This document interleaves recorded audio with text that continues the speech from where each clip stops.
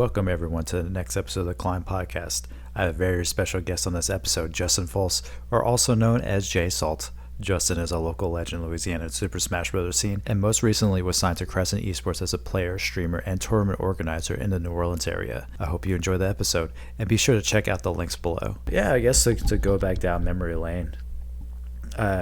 So whenever I did the podcast with RJ, I looked at like when his Smash Bros. Join date was, and Jesus. then I looked at yours, and it was February 28th, 2019. So you're coming up on the 12th year anniversary.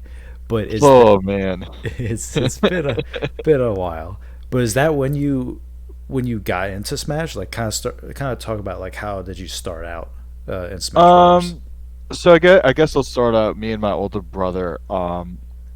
We grew up playing like fighting games. I guess also Smash on 64. Among other things. We were always very competitive.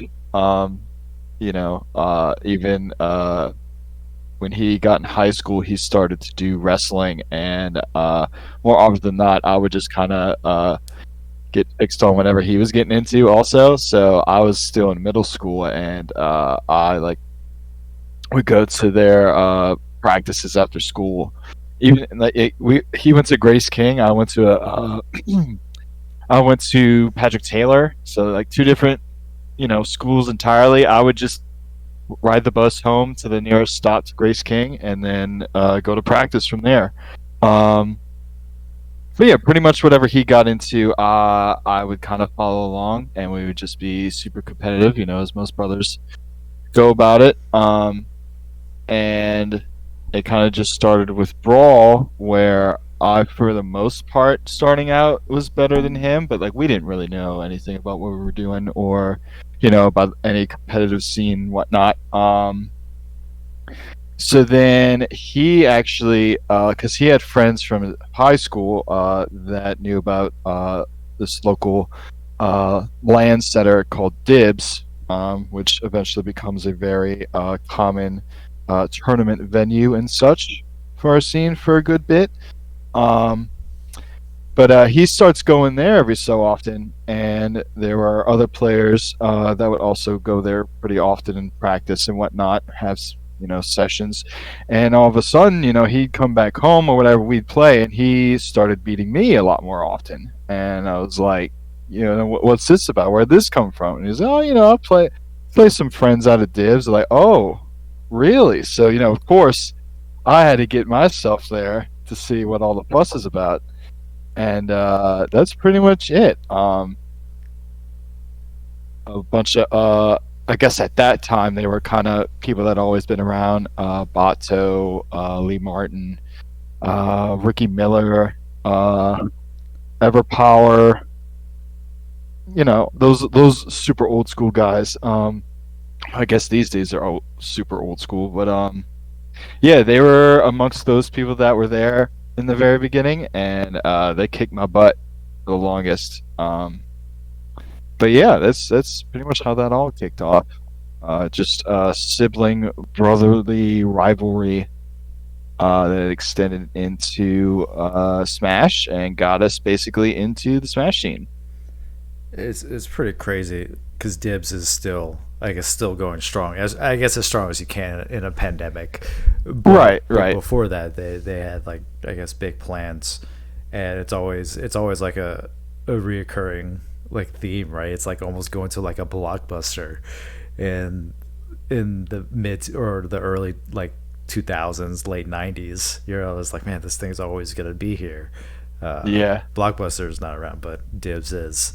So Right. they got Yeah. the staying To power. think, They to figured it think a out. LAN center has outlasted a video rental chain. But I guess that's some of the times with all the esports and whatnot, and just gaming in general, how that's exploded over the past couple of decades and everything. So any sort of LAN center, as long as they have a successful business model and whatnot, they can live on and flourish.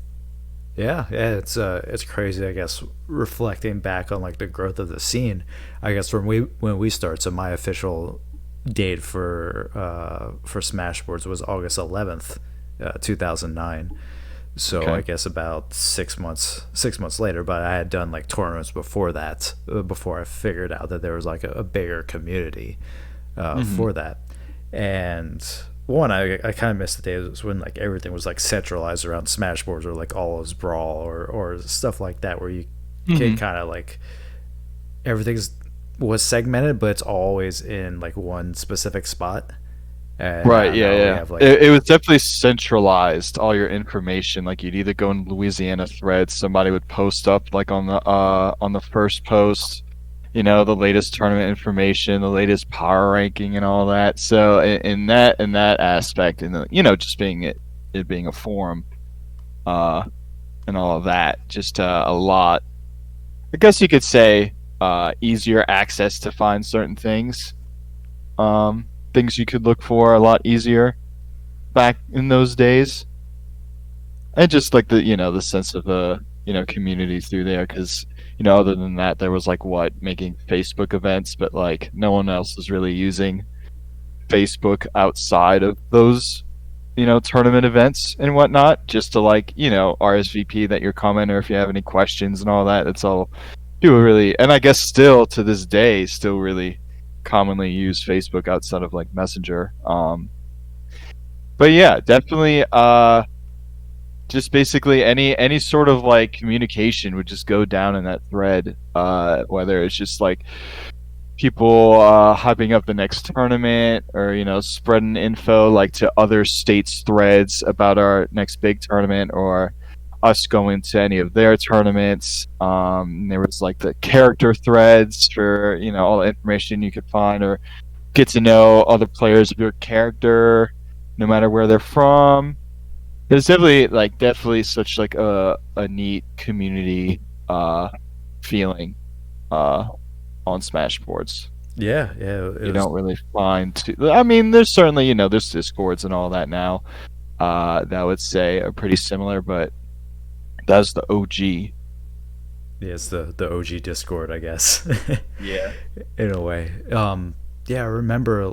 I guess whenever I joined the scene, and I think it was the timing was kind of perfect because the first tournament I had went to after I joined Smashboards, or I guess right before it was last three in Baton Rouge with the laser Yeah. tag. I was spoiled because I was like, man, this tournament was getting like 108 to 120 players, right?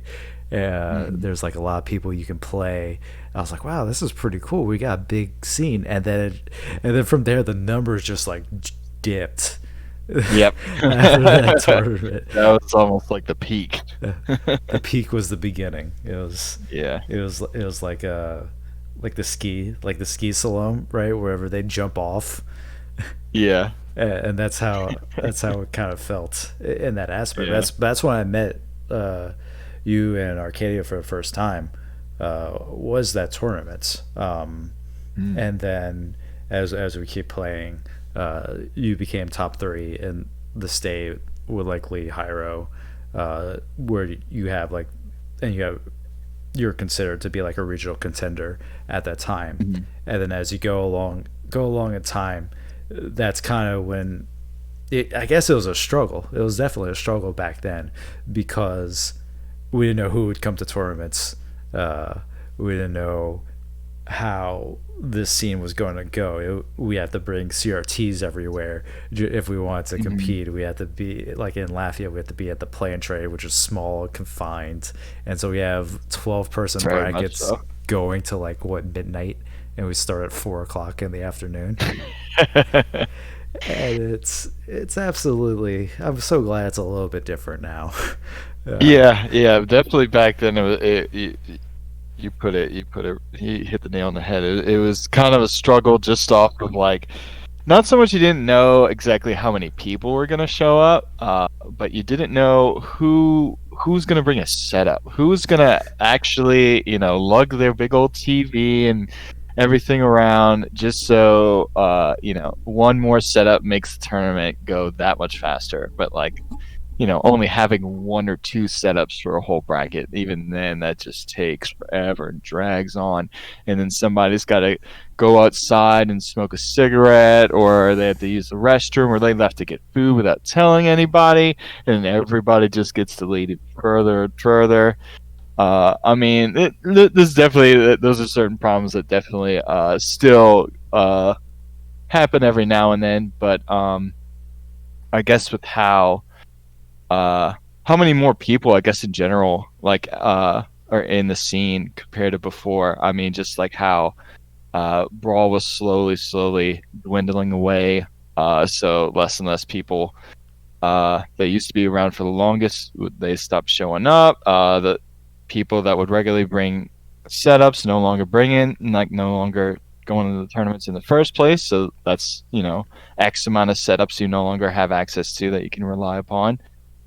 So there were a lot of times where it's just like, if I wasn't running the tournament, I more often than not would be the only other person other than the TO themselves bringing a setup. I don't know. I would say I was a lot more dedicated, either by just me having the time available and resources available for me to like go to most tournaments locally. Can't not everybody can say they could just go to whatever tournament they want every week or whatever. So I do feel pretty blessed in that regard, being able to be as active as I've been for the most part. Um, I remember, I guess, a couple of tournaments that I TO'd where I just didn't bring a setup. I just asked other people. It got to the point where I had a training CRT, which I am actually staring at right now. It's still in my room because nice. I can't move it down anywhere. I don't know where to Uh-huh. put it, and it's incredibly heavy. Um, so I still have that practice CRT, and then I had another CRT that would bring to tournaments, like a smaller one, just so I hmm wouldn't have to lug everything around. Because my car is small too, so it's just so crazy. I'm so glad, like, I guess technology has gotten to the point where where we got past Well, speak for wrestling. yourself. Not so much for melee, Not for outside of online. How that's definitely made some big breakthroughs over the past year or so. But yeah, no, I definitely resonate with all you just said, because I used to have a pretty large TV I'd have to lug around. There were definitely some days, I had to get up early, get to the venue. Like, man, I just do not feel like lugging this huge thing, trying to fit in my car, bring it to the venue. Some venues, like I might have been on the second floor, like laser tag. So like, oh god, I had to lug this thing up the stairs, and but somebody's got to do it. It's got to be done. Thankfully, at some point I did manage to find a smaller TV I could just carry around, or just even keep in my car's trunk, so I didn't have to lug it, and the big TV could just stay in my room or wherever I had it. Um, but yeah, man. With online with Slippy, with Melee and everything, you just have it all ready to go in your room, at your desk, wherever you have your PC set up, and boom, it's right there. It's so convenient. It's ridiculous. yeah, yeah. Whenever I was looking at the power ranks for Louisiana Melee, I guess there's really none for PM since Yeah, we didn't it, really establish a power rank, partially because like we didn't have so many like consistently active players showing up everywhere, so it was kind of hard to tell beyond like the top five or so. Uh, Not to mention most of the people that would have ended up on there are mostly like they're primarily melee players anyway, so we right. didn't have so much of like a uniquely exclusively PM player scene. I think like drinking food and I would be the only two maybe that would be in that conversation because I Yeah, was I just was about, exclusively yeah. PM. I didn't transition to melee, but you did. And hmm since fall, going back as far as fall 2014, you've had some presence in the power ranking. I think you started out around seventh and then climbed all the way to second, and now you're with pre-pandemic number three behind hmm Skittles and Magi. Um, Right. So I guess talk about that sort of like transition that you had, because you've had a couple of transitions into different games and trying to excel at those different games. Hmm. And so like Melee is definitely a prominent one for you. Um, Right. how how were you able to, I guess, make that transition and decide like, okay, I want to keep playing, I want to keep doing these things? Because at this point you're 5 years into the whole traveling to tournaments and to and Hmm. competing and putting like your best effort to try to do as well as you possibly can. And for a lot of people that can, I guess, lead to some sort of burnout, right? But how do you keep Hmm. coming back after so long to keep playing and to be successful? Well, I guess, it comes with all that experience and everything, and being as, I guess, good at the game, or like at least, being highly ranked or whatever, being able to do well at tournaments. Having that experience and just like how you practiced and everything, even if it's like just on like kind of a daily basis, or like, you know, as you get better and better, you understand the things you need to do, or like what your strengths are as a player, and how that can translate, with different tools, or like in a different game. So yeah, like primarily, going from Brawl to Melee. I actually, it was the beginning of that year, I believe February of 2014 is when I entered my first Melee NPM tournaments, because I decided then, because throughout the whole time playing Brawl, more often than not, you had Melee tournaments going on at the same time, or at the same event as the Brawl tournaments were. So you'd have a few players that would overlap entering both, but there was there were plenty of people, my brother included, because he had picked up Melee before I did, by a couple years or so. I was just, I felt like I still had it in me to get better at Brawl and everything, and to go to big tournaments and travel and compete. So like, still wanted that to be my main focus. So I didn't want to take any energy away from that. But yeah, all throughout, people would ask me like, you should pick up Melee.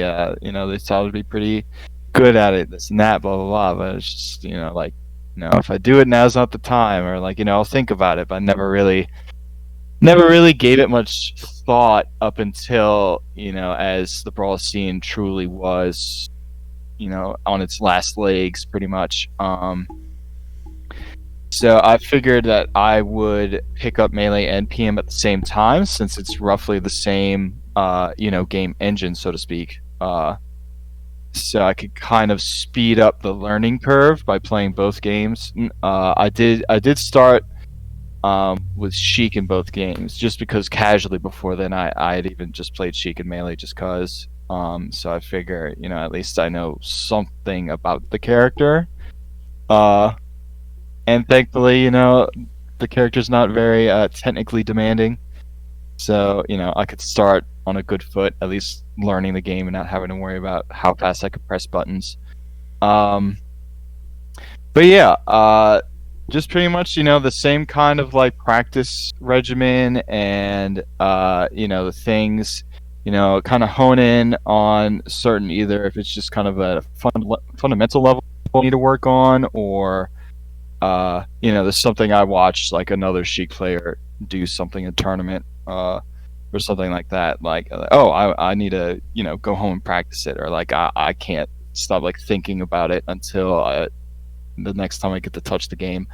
Um, so just applying all that stuff and all the experience, like, I don't have to relearn necessarily how to deal with tournament nerves, but as technically, demanding Melee in general is, I did have to kind of learn, like, you know how to deal with like how to execute uh, a lot better, under pressure, like coming from behind, or uh, as opposed to Brawl, it's very much not a technically demanding game. More so, mentality and keeping focus, and taking advantage of opportunities that arise, just always being ready. I think those are kind of like the skills that are more tested with that game, but Melee definitely there is a certain level of execution. In spite, even if you have all that other stuff ready to go, you definitely have to at least have all that practiced. Certain combos, conversions, hit confirms, things like that. But yeah, getting into Melee and all of that. I did somewhat dabble in Melee like a year or two prior to actually entering tournaments, but I never like ever started to play Melee to like practice something or like wanting like with the idea to pick it up and like enter a tournament up until that year. And it really just kind of blew up from there. All the fundamental stuff that I learned from playing Brawl, like there's certain things like from other Smash games in general that you can carry with you to other Smash games that will serve you well. And kind of just applying that and then learning the basics of Melee and understanding that game's engine and physics and everything, and just almost kind of like a sponge, just absorbing everything like all the local players tell me, watching videos of other players, watching tournament streams and everything. And that's just, and it still is an ongoing process. Melee is such a deep game to learn. There's always something that you had no idea existed, and then somebody on Twitter or somebody on YouTube or somebody on their stream just they could just bring it up casually, and it's something that they've known like all for 10 years, and you had no idea. And that's what I find that's just so amazing. There are some people that like they'll admit they get to burn out. Usually that's just attributed to they put just so much time into the game, and if they, especially without in-person tournaments, it's hard to kind of gauge like your progress. There's no like real measuring stick other than people you play on NetPlay, or if you do happen to enter NetPlay tournaments. There's nothing. A lot of people struggle to find some motivation, but I just feel like there's no one that knows everything about this game, so any effort to learning more about it, to understand any little aspect, it's just about another character, a certain matchup, how a certain move can be used, something about it that's unique about a stage. People just almost daily find something new. So that's definitely something that keeps me going, keeps my interest in the game. But pretty much just me being, like I spoke before about, just I've grown up always being very competitive. Like if I'm able and willing to go to any tournament, to support people locally or anything like that, I'm usually there if I can make it, unless something actually truly important is already planned ahead or something. Like I usually do whatever I can to make sure I can support however possible. Yeah, it's pretty. I guess it's pretty interesting with like the state that of Melee, and I guess in Louisiana in general, it always has. It's pretty much like a roller coaster, just goes up and down, goes up and down. Mm-hmm. Obviously, with like the PM boom and then the documentary, I guess they're around the similar time. I guess that's when it started to boom, and then with Slippy now you have like accessibility. Have you seen that sort of increase in participation in Louisiana in Melee, or is it Um, kind of stagnant right now? well, I would say as far as the documentary when that came out, there are certainly a lot of prominent or active players that are still around now. That they allude to, the documentary is when they like they're doc kids, so to speak. But as far as Slippy and the resurgence of net play goes, I wouldn't say there's necessarily a whole lot. Like I wouldn't say there was a big group of new incoming players. But I would say more so instead it's a lot of players, and I would kind of include myself in this group. Where even though I was very active, like in person, offline tournaments, I never really was much of a net play kind of person, just because with delay based netcode and most fighting games and even just Smash, like the online, usually was pretty miserable. If you didn't have a great connection, it only got downhill from there. So I wasn't much a fan of putting myself through that to play net play, so I just kind of usually disregarded it. Up until then the pandemic happened. There was a couple of months where people kind of, if they wanted to play the game, they had no choice but to at least try it out. I was on in that boat, just like, all right, well, I have my own place, internet's not too shabby, I should give it a shot at least, if I want to keep playing, or at least to keep myself sharp, keep in practice. But then Slippy came out, and now, with the rollback netcode connections, about universally, are just that much better. I could go play like an East Coast or North America tournament, and I could play somebody that's from the Northeast. And it's just fine. I could play someone from California. That, like, neither of those things, I would never say I had a shot in having a good connection with anyone that far away, and for the connection to stay stable and not suck.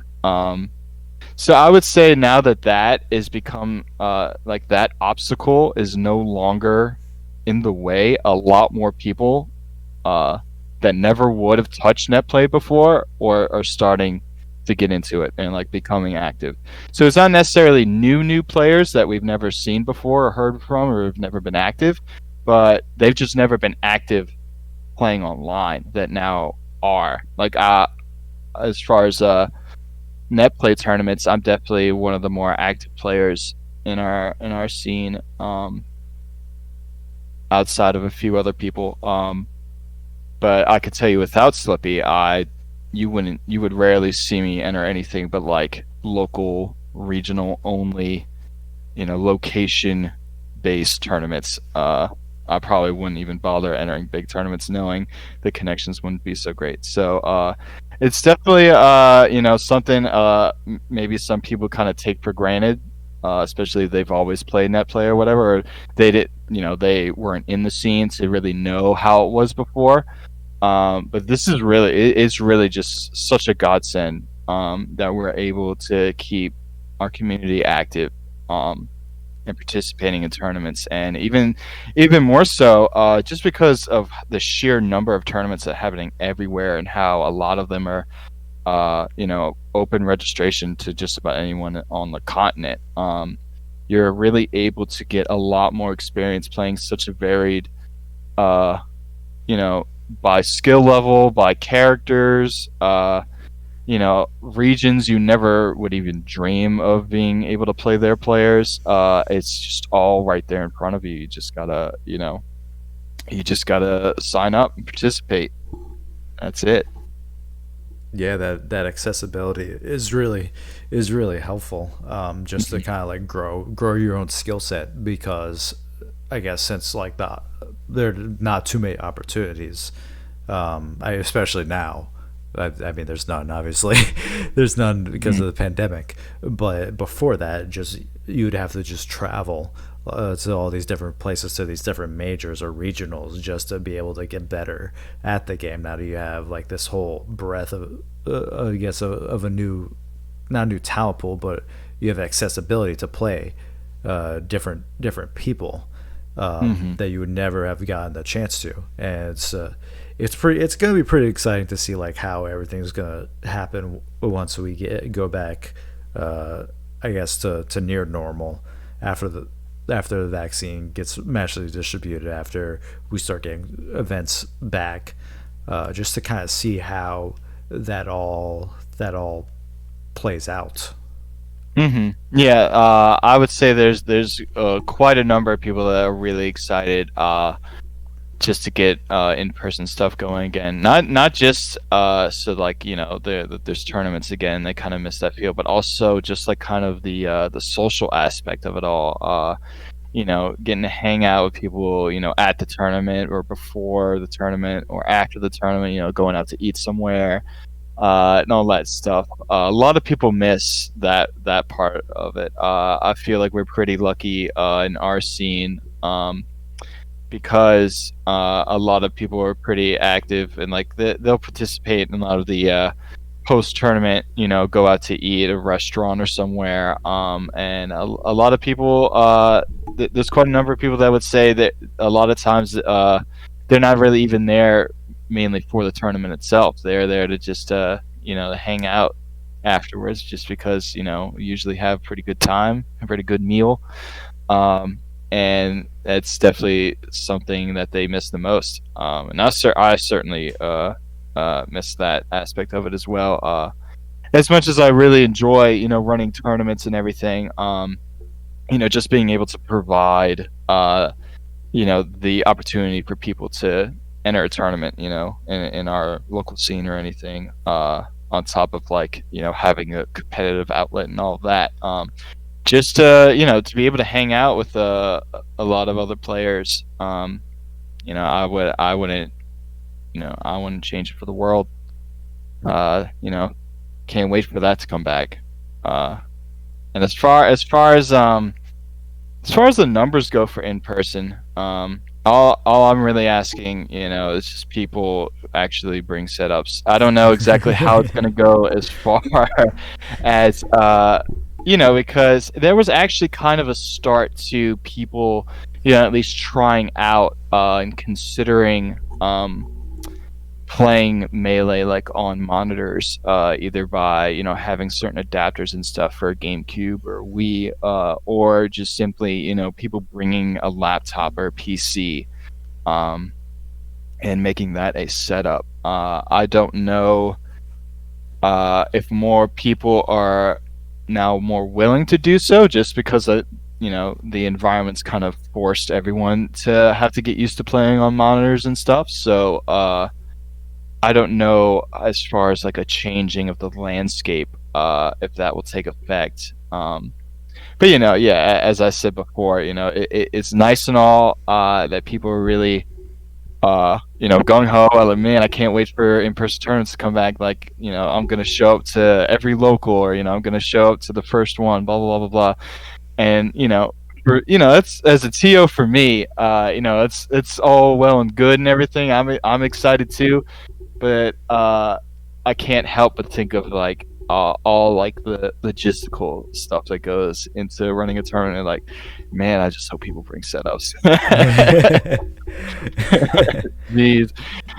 And I don't want to go back to the first tournament in person and I'm the only person bringing a setup again. Everyone just forgets. Yeah, they were just so excited to show up, they didn't even think about bringing their own setup. It's like, oh man, come on. His deep program for the muscle memory is gone. Yeah, I mean, hey, I don't know. You might end up having people that are just super willing and able to lug around their whole setup, PC and everything. I mean, I got a nice PC for myself, but I still have my laptop I always had around. I can make that, a setup if I wanted to. Not just a stream setup either. So I don't know. Maybe that's kind of what the landscape turns into, at least as far as technology goes, or just because of how well we've got it already these days. Maybe more people will look into or put more resources into making this kind of stuff in person, for in-person tournaments become more accessible or more readily available and not so much of a burden for people. Right. It's pretty interesting to think about moving forward, hopefully in the near future as well. Right. It's kind of crazy that a pandemic is pretty much bringing about changes in adoption, right? Because everyone kind of gets to take a step back to be able to see what's going right, what's going wrong, in terms of just how to conduct tournaments, just kind of forget about all the entertainment aspects that are on the side, right? Forget Hmm. about the bells and whistles of it. Just say, like, from a pure competitive standpoint, how do you go about making the tournament as best as you possibly can? Because in essence, that's kind of what builds it up, right? You want to have your core base. You kind of want to build up your core base as much as possible, and then Hmm. you kind of focus on getting the casual players, and then once you go from there, then it kind of feeds into itself in a way. Hmm. Yeah, because like last month, I got back into running my own event. Of course, online now. And actually, the next one is going to be next Saturday. But definitely, I feel like however soon in-person stuff does come back, I felt like uh also just the fact that our community, we weren't really having any local stuff even online at all over the pandemic. So it was about time something got started. So literally that first event was the day after Christmas, that Saturday. And I just felt like, if I'm gonna be like still running tournaments once it all comes back, like I at least need to get back into the rhythm of it, kind of like sharpen up on TOing, so to speak. Just get back to being familiar with all the stuff that comes with it, and make sure I'm on my game for when the time does come. Uh, like I said, on top of like for our local players, that may have not been around uh, for the in-person tournaments, or they've only experienced online tournaments. They don't know how it feels to be in an in-person tournament, or they also like it's been such a long time. They as a player have to go through the motions again of like who do I go to sign up for? How much do I have to? Oh, there's a tournament. There's a registration fee. Oh, wait, where do I play? And you're gonna have those people, no matter what, old or new. So I felt like definitely, of course, on top of giving people tournament experience and all that stuff, just like getting everybody through the motions again and getting familiar with the tournament environment, even if it's just online. At least it's something uh, they can, move on forward with and use once in-person stuff does come. Because I would say also, yeah, like as far as like I spoke to about how people enjoy the tournament environment, both during and before and after. You do have to run a well organized, efficient tournament. For people to build faith and trust in you as a TO, to keep coming. And they had such a good time at the tournament. They could speak to friends of theirs, and then they show up the next time. Uh, it's certainly a way to try to keep current players, and try to gain new players. Is just providing a good tournament experience for everyone involved. Um, and you gotta keep sharp. Like I'm just running that first tournament last month. Just like, oh yeah, I'm supposed to do this. Oh yeah, just so many. Basically, a refresher course of sorts for me, as along with other people. Getting back into it was a pretty interesting experience. But once we got into the swing of things, uh, we got through those initial uh, hurdles. uh, we got it running pretty smoothly. So I'm looking forward to the next week's event. We should be able to hit the ground running with that one, and from the rest of them, hopefully up until the in-person stuff. But like I said, also, I am kind of interested to see, will we still have our online tournaments? Will net play tournaments still be as prevalent as they were during the pandemic than after? Once all the big majors start to come back, your CEO, Big House, Super Smash Con. once those all start coming back, obviously everybody's going to be so, ramped up and gung ho to like attending the next, whichever is going to be the first major, just because they miss it so much and everything. But are we still going to have, the big online stuff as well? I think that's pretty interesting also to think about on the bigger scale.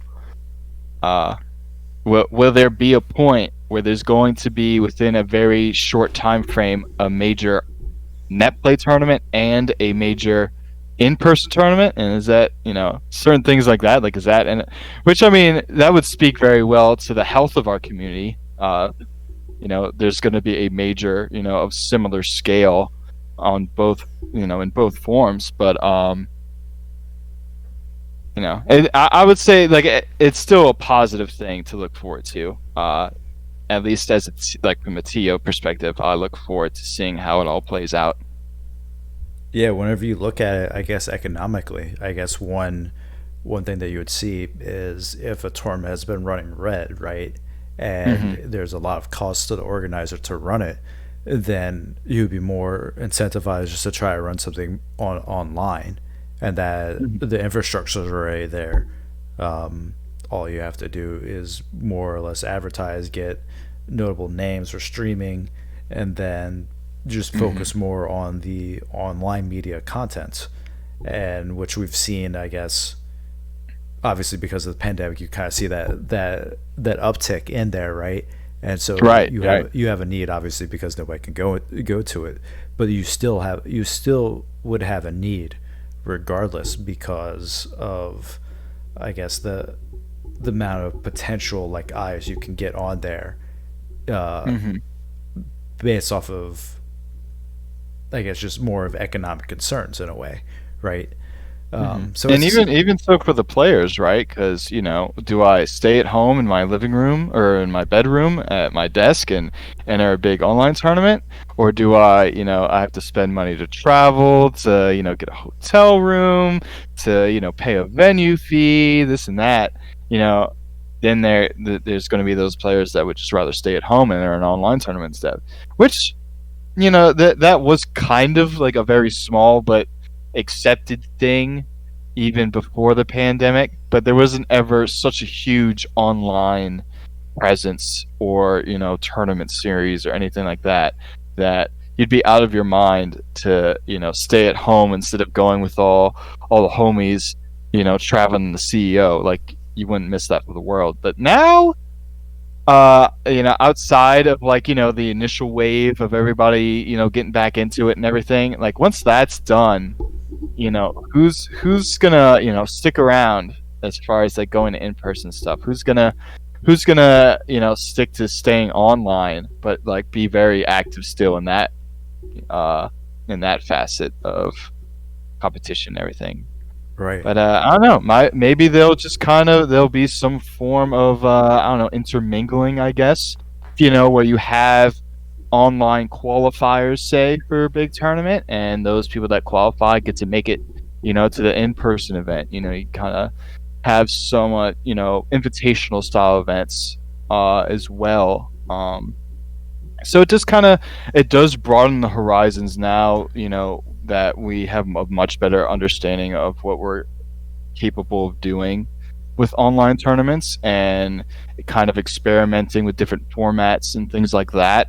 Like with the Smash Summit, and a few months ago they had the Slippi League weekly thing going. That was a pretty neat concept. I kind of wish it ran a bit longer than just 4 weeks, but with in-person stuff coming around, hopefully that means more access to better resources and all that stuff. I think there could be, as far as like the esports stuff goes, that can certainly broaden some horizons in that regard too. Yeah. I guess moving forward, and I guess this will tie into your tournament series in a way. Last week you were signed by Crescent Esports. Yep. You got 4 titles from what I saw: player, streamer, TO, content creator. Yeah. So kind of go more into Crescent Esports, how you're able to be involved with them, um, and then I guess kind of explain like where will this sort of, I guess, sponsorship would be the appropriate term, right? Um, Hmm. to where would that take you into the future? Well, yeah, a few years back, I went to DreamHack Atlanta. I don't remember which year. I want to say 2018, but I could be wrong. I'm so bad at remembering like specific years. But uh, I went along with my roommate at the time. He was already a part of the Crescent, DJ Malady. We were actually, yeah, we were roommates at the time, and I had went with them and met a lot of their team members and one of the now owners. He was a manager at the time, but I got to know him a lot better on that trip. Um, and now he's now become one of the owners of the team. Uh, as long as yeah, meeting other people in the organization, all that was pretty neat. And they just kind of, if you ever want to get into it, just to kind of keep in touch, reach out. But I never felt like up until now I wasn't really personally in a stable situation, like financially, and just like even like my living situation, like staying at an apartment for a year, or living at a townhouse for a couple of years with a couple of roommates. Only now I've finally gotten to a point where I feel like I'm grounded, financially stable. I'm currently renting the house I'm at, but earlier last year I signed a rent to own agreement. So in a year or two, I'll be able to say that this is my own house. Um, so that's pretty exciting to look forward to. So that's just it was almost kind of just a casual conversation with some friends late night on Discord, and Crescent got brought up. Uh, Started talking to a few people, and now here we are. Um, they have a lot. Them and I share a lot of ideas moving forward as far as how I want to kind of branch out as a tournament organizer. Being able to use their help and resources to make my events uh, bigger and better moving forward. And for them to be able to support me as a player. Of course, I'd be able to travel to events I would otherwise, may not necessarily, like if I'm not financially stable, I wouldn't even really consider it. And just having that burden not, in the way, certainly, opens up a lot of more opportunities for me to travel to bigger events. Just to getting not only the exposure of as a player playing more and more people, like of course now with online, that's I guess not that much of an obstacle anymore, because you just enter whatever tournament and you get a chance to play people outside your region that are established players and all that. But just being able to, like, I couldn't really feasibly even think about going to something like Super Smash Con, or like I've been to two CEOs. I've been to Big House. I've been to two Genesis Genesi.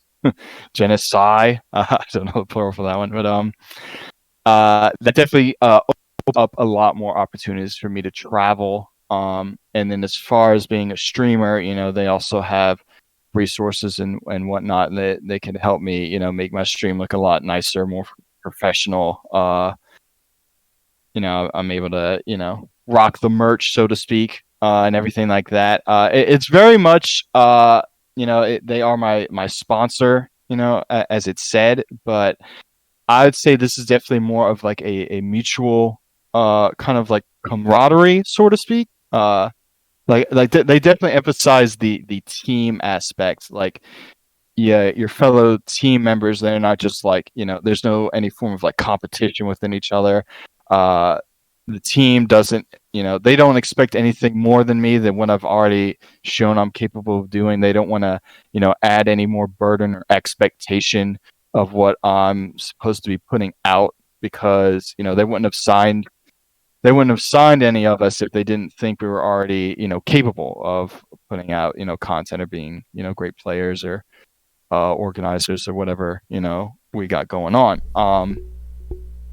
And just having all of that, assistance and resources available to me, from the team, I never really even truly considered up until now, like, building the JSalt brand, so to speak, or like, building my YouTube channel. My YouTube channel was just served for me was just putting tournament matches up for people that they could go back and watch, or for me to go back and watch my own matches and stuff like that, but never really anything further than that. But now, with everything available to me now with the team, and everything, I can branch out a lot further into how I want to go about things, or what I want to get into, and how much, better I can make everything look, or, set a higher standard for myself, all on top of, like, still being an established player. Just being able, to do that and rep the team. There's a certain kind of pride that goes along with it, and I enjoy having that challenge. Some people might see it, as a target on your back. Well, now you're sponsored. Now you're supposed to, perform well and all of that. But, like, I already had that standard set for myself. So if anything, it's just more added, positive motivation, and also, I guess, reinforcement. Knowing that they sponsored, my skills, my talent, my experience, and all of that. And they've expressed, Crescent is looking into, as far as locally, because they're mostly based in Louisiana as well. They've been looking into kind of establishing their own events. However, it'd be just like, hosting their own tournaments, maybe even creating, like, some kind of circuit, maybe for, particular games, or just, like, a whole variety of different games, as the landscape is now. And since I've been running tournaments now for over 10 years, Jesus, they felt I could really, we both have a pretty common goal as far as building, bigger and brighter events for our local scenes, and we could help each other doing just that. So that's definitely something I look very forward into building, and obviously, getting my events started up again as a monthly tournament and everything. It's just the start. Who knows what we can do from here on out. Hopefully, it could be something big moving forward.